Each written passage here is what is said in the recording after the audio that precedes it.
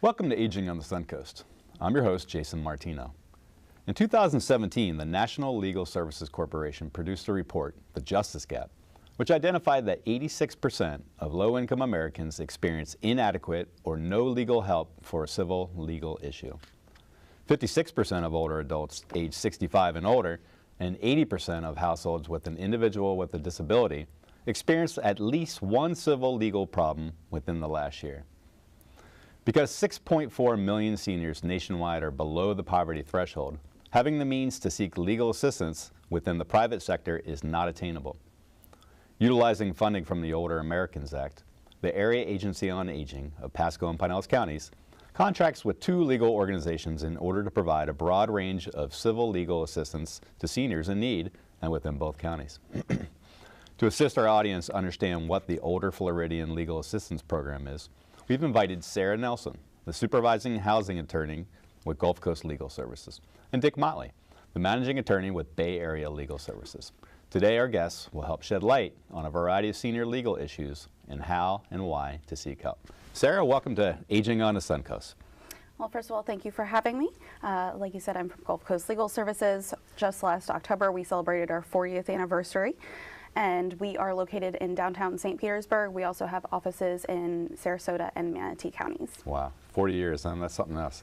That's great that you guys have been around that long. I think Bay Area Legal has been around for that long, too. We got Dick Motley back from, he's been on the show a couple times. Welcome back, Dick. Welcome. Glad to be here, Jason. Yeah. Bay Area Legal Services began in 1967 as one of the economic opportunity programs that were started back in the 60s. We've been working in Pasco, and today we're going to be talking mostly about services available to seniors in Pasco County as far as Bay Area goes. Since 1976. And we have physical offices located in Newport Richey and in Dade City, and a substantial amount of our work is done on telephones. That's what we'll talk about in a little bit. Yeah, yeah. Thanks for coming back to that to our show. And you have an office in St. Petersburg. There used to be, you had one in Clearwater. Is that office still available over there? We no longer have the office in Clearwater, but we do have locations that we go to throughout each month. Yeah, so you have a presence in the community. Indeed. Okay, cool. So earlier in the, when I was reading off of the monologue, I talked a little bit about the Older Floridians Legal Assistance Program. And that's a long, fancy name for a large collaborative that the federal government and the state government, particularly the Department of Elder Affairs, has put forth to better help people understand what civil legal issues are, where to go, but also for the agencies that work with seniors within the community to have a better understanding of what civil legal issues are, and then also to understand how to make good referrals. So you've heard the phrase, it takes a community to raise a child. It's the same thing when it talks about, when we're talking about older adults. And so the more organizations have an understanding of what your two organizations do, they can better help those seniors that they serve understand if they have a legal issue and make good referrals for that time. Priority issue areas is one big thing from that. How do we understand what priority issue areas are for the OFLAP initiative? And I'm going to try to break down. I don't want to have to keep saying Older Floridian Legal Assistance Program, but I think I'm going to because I'll use acronyms all day. So Sarah, how do you all come up with priority issue areas?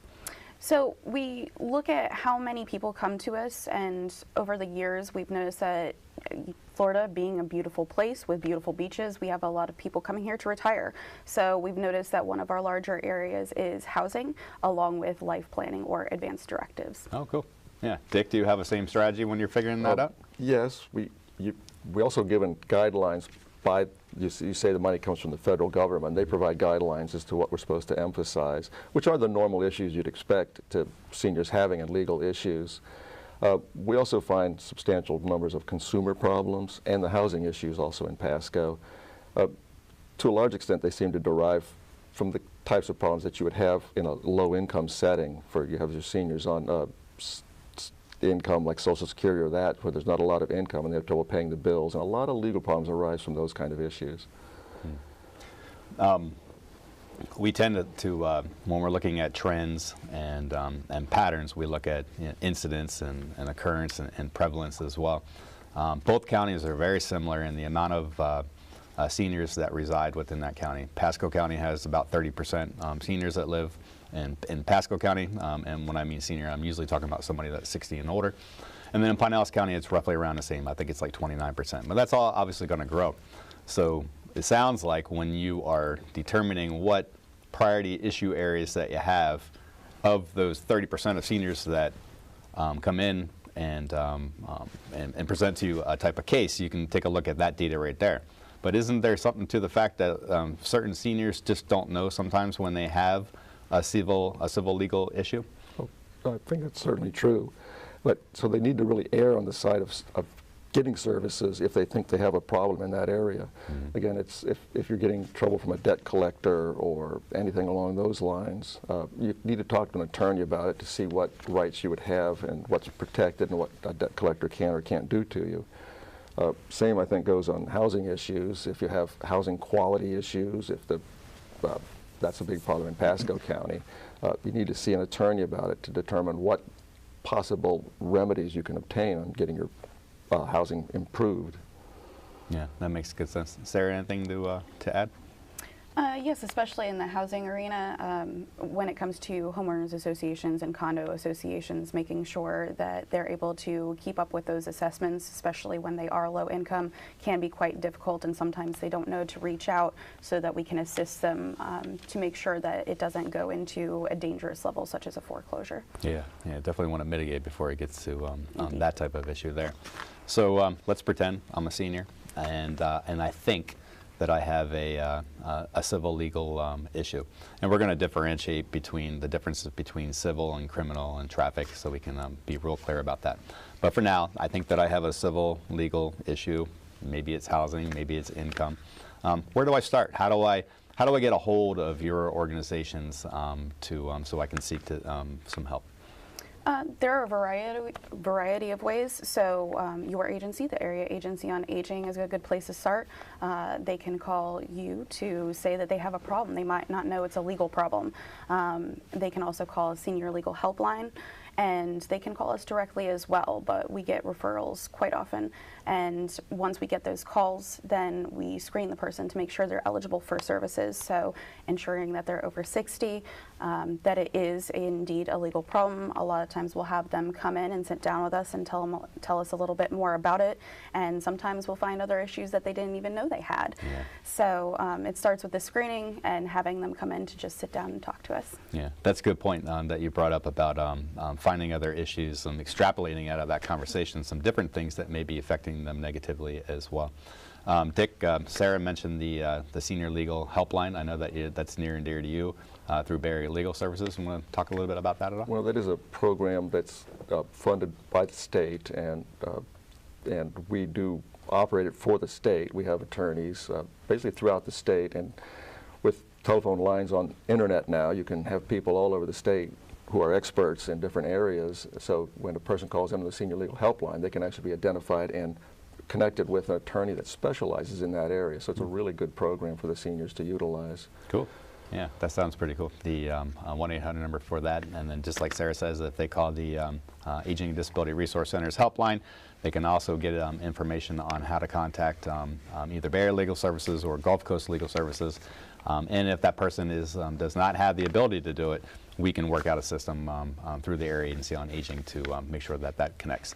So now I know how to contact your organizations, or if I need help, that can be done as well. Let's talk about expectations. So I finally made contact with the organization. What can I expect? And Sarah, you kind of touched on it a little bit. Dick, what can they expect in Pasco County? Well, they would generally, if you get called in, you would be given to a screener who would provide questions to you to ask to obtain information about what the problem is, where you live, and probably there'd be demographic information that we're required to report to our funding agencies. That'd all be collected from you, and so there'd be questions asked to you that you would need to answer for them to be able to provide services. And would need to know if there's a case involving an opposing party. As an attorney in a legal situation, you have to do what's called a conflict check. So you have to make sure that you haven't previously represented the opposing party in a case. So sometimes that gets tricky depending on, do you get common names or kind of thing. So you may have to call in once and they'll say, we'll call you back after we can do a conflict check. and it's likely you'd get called back and be set an appointment. In Pasco County, we generally do that first appointment on the telephone unless there's a reason not to, if the person has some hearing problem or something along those lines where they need an office appointment. But otherwise, it'd be initially on the telephone, and if there's a need for further services after that telephone discussion, they'd be given an office appointment in one of the 2 offices, either in Newport Richey or Dade City. That's awesome. That's good information. Eligibility. I know that you all have many different programs. We're really talking about the Older Americans Act, Title 3B, maybe 3E. Sarah, what's the eligibility for that program? Like I said, you need to be over 60 years old. However, we have no income requirement, but we do try to keep it within 250% of the poverty limit, simply because these people desperately need services and they wouldn't be able to afford them through a private attorney. So although we will assist people above that, we do try to do needs assessment to see how prioritized their issue are, how imminent the issue may be, so that we can make sure that we're helping the people in the most vulnerable situations. Yeah, good position to be in. Dick, this service, because we have a good amount of attorneys working on it, it's got to be pretty expensive, right? What's the cost for this type of service? The cost to the client was 0. Is it? Yes. Potentially, if you're involved in litigation, there might be some litigation costs, but very seldom does that occur. So there's no charge to the client for utilizing the services. Yeah. So that's why they need to err in the way of utilizing if they need any questions answered on legal issues. Yeah. So you have a high quality service, it's for free. Obviously there's a waiting list on here as well. Sarah, is there a waiting list for your services? No waiting list at all. No? Nope. People come in, they get screened, they get attention as soon as they come in, right, huh? They do, and if their need is imminent, then they come in sooner, but if we can spread it out a little bit more, we do that as well, but everyone's needs get addressed. That's awesome. Dick, same thing in Pasco County? Pretty much the same. You get scheduled a telephone appointment. That appointment's usually within a week, and probably never more than 2 weeks out from when you request it. And again, if it's an emergency, you get handled as an emergency. Okay. So you heard me say civil, and then I also raised criminal and traffic. How about a 20-second dissertation on what the difference is between civil and criminal and traffic? Anyone?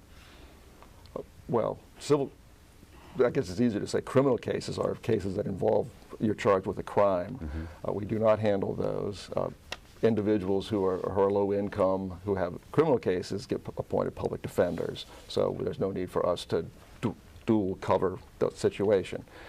We also don't do traffic cases. In addition, we generally avoid what might be called fee-generating cases. We don't handle auto accidents or slip and fall cases, those kind of things. So there are some types of cases that we really don't handle, but when you call in, we can tell you whether that's the kind of case we have or not. Yeah, cool, thanks. I'm so happy you guys came on the show today, and obviously you're going to stick around for the second half where we're going to take a little bit more of a deeper dive into some of the types of the cases that you're actually seeing. Please stay with us while we take a short break. As usual, don't forget to have a pen or pencil ready. We'll be running contact information for both legal organizations during the break and at the end of our show.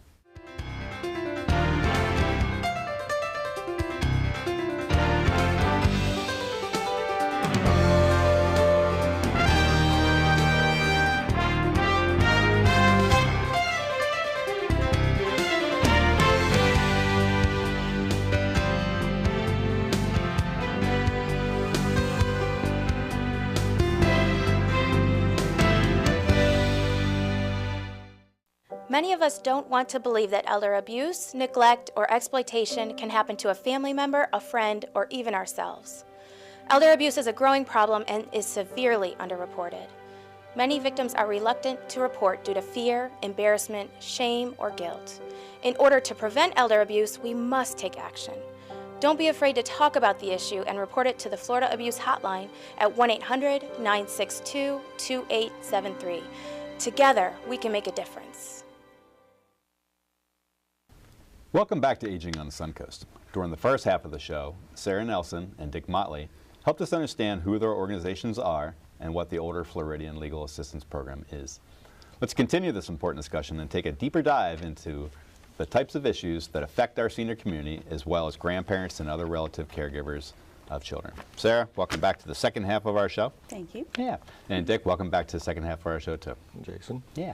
So one of the things that we wanted to cover during the first half of the show are the types of civil legal assistance that you can offer.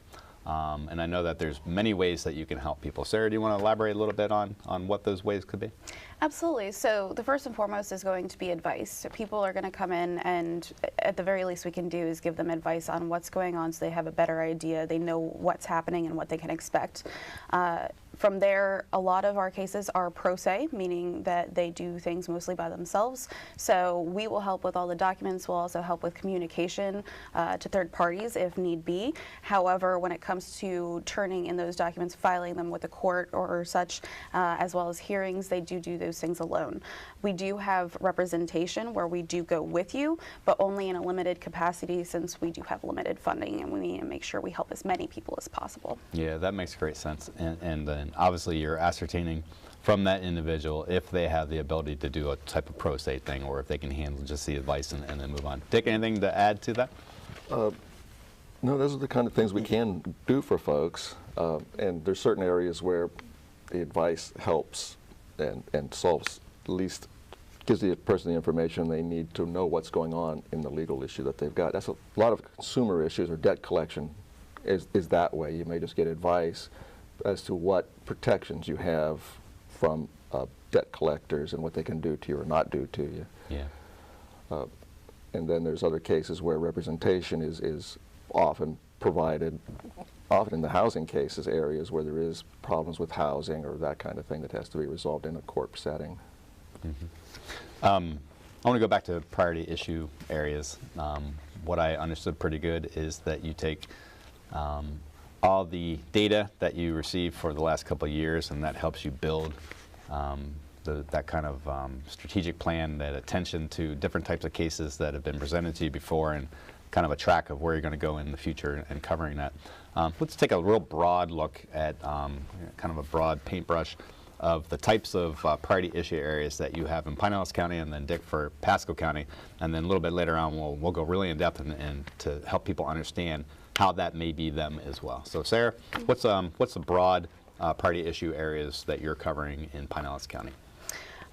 Well, for starters, as Dick had mentioned, we also have a lot of debt collection going on. On top of that, there are housing issues, mostly in relation to reasonable accommodations, especially with service animals.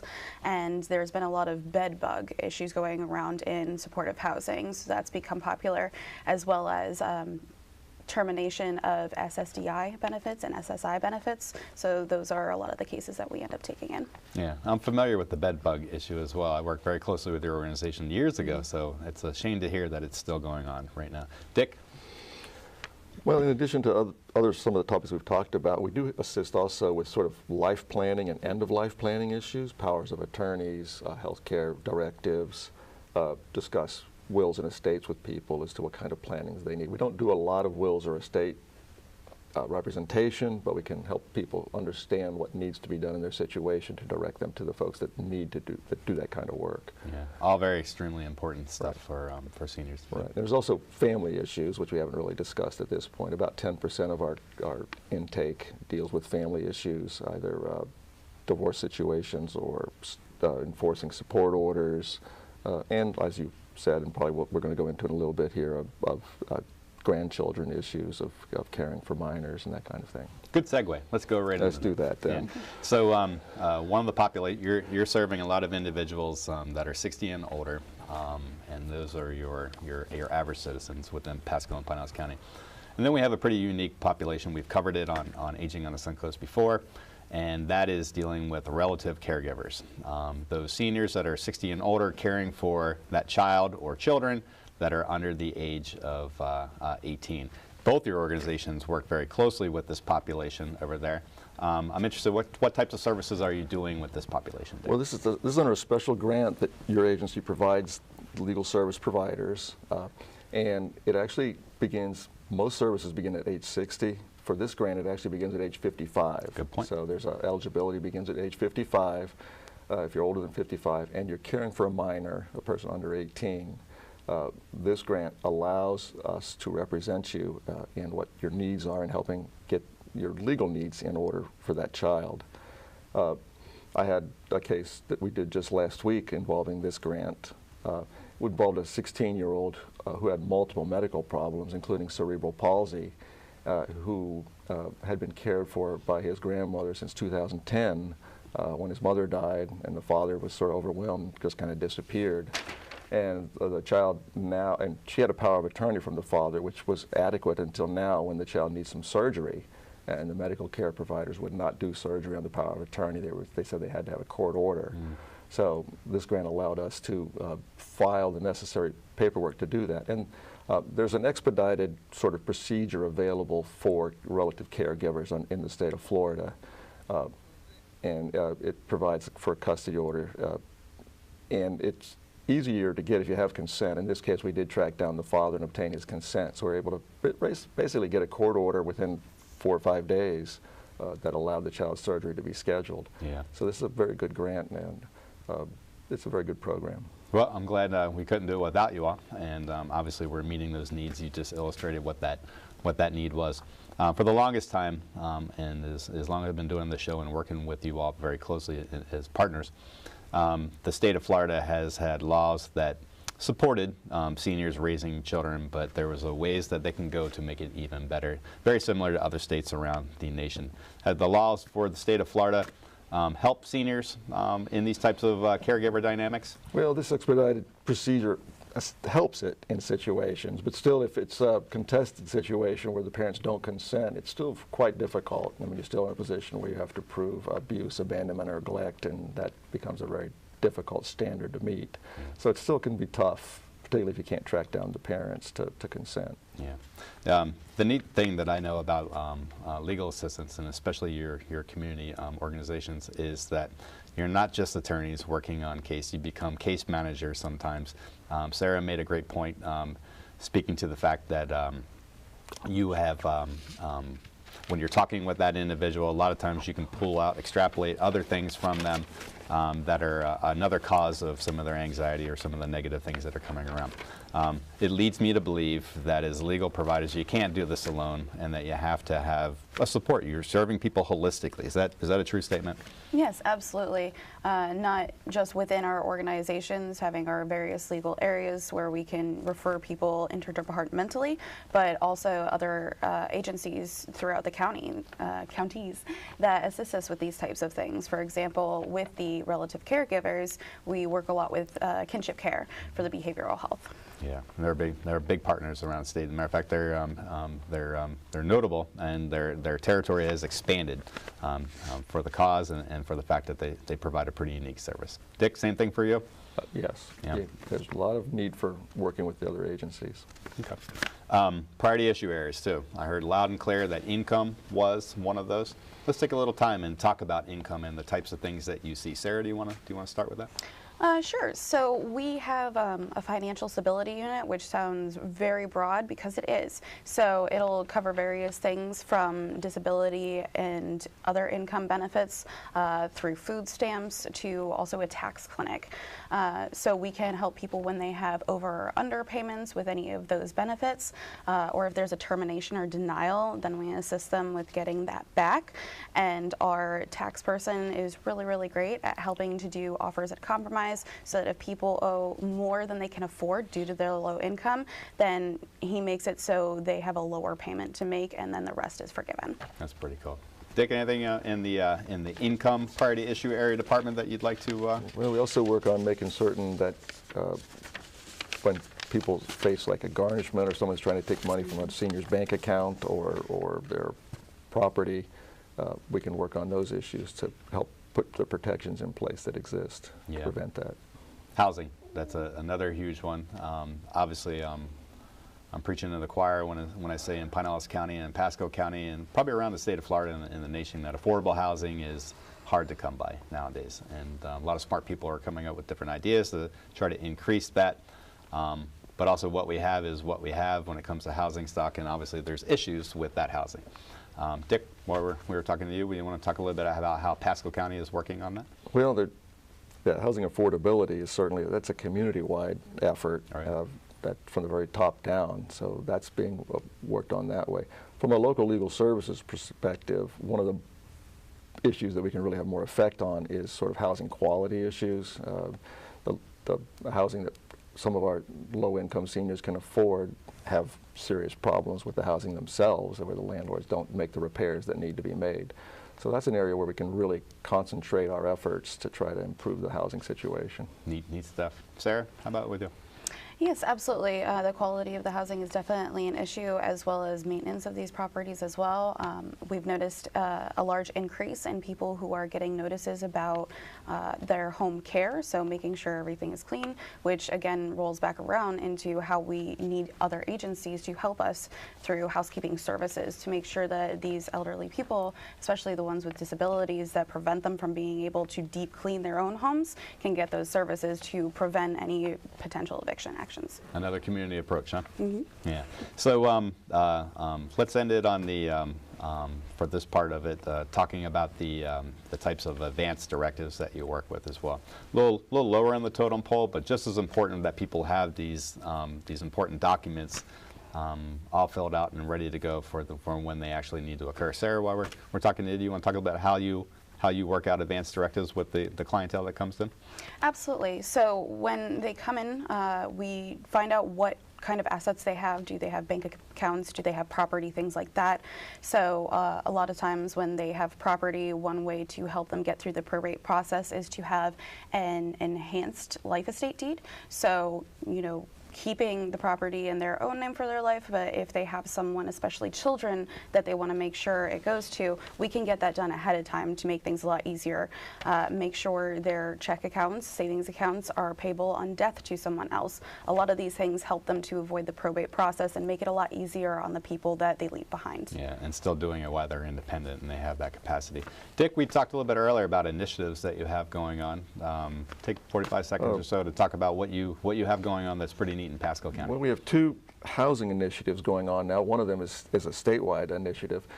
We are emphasizing home ownership for seniors. So we're very much emphasizing, it's called a SHOP, we call it, Seniors Home Ownership Protection Program, where we try to work with seniors that have housing, homeowners who have problems paying their mortgage or taxes, where we can either work through mortgage modifications or a Chapter 13 bankruptcy situation to try to resolve that issue and get them back into their homes and let them stay there. That's pretty cool. A second project, which I think will be close to your heart as the disaster manager for the two counties, is a program that's being run by the Florida Bar Association and Legal Services throughout the state, and it's called No Place Like Home. And the design of this program is sort of a proactive disaster program. We've found that when people go to make claims with FEMA after disasters that they can't obtain FEMA benefits because they don't have proper titles to their property. And it's very true in mobile homes where folks don't bother to transfer the titles over multiple transfers of the property. But it also happens when people die and their kids move into the house and just goes through generations without probate. So this is to try to straighten out those titles ahead of time before the disasters.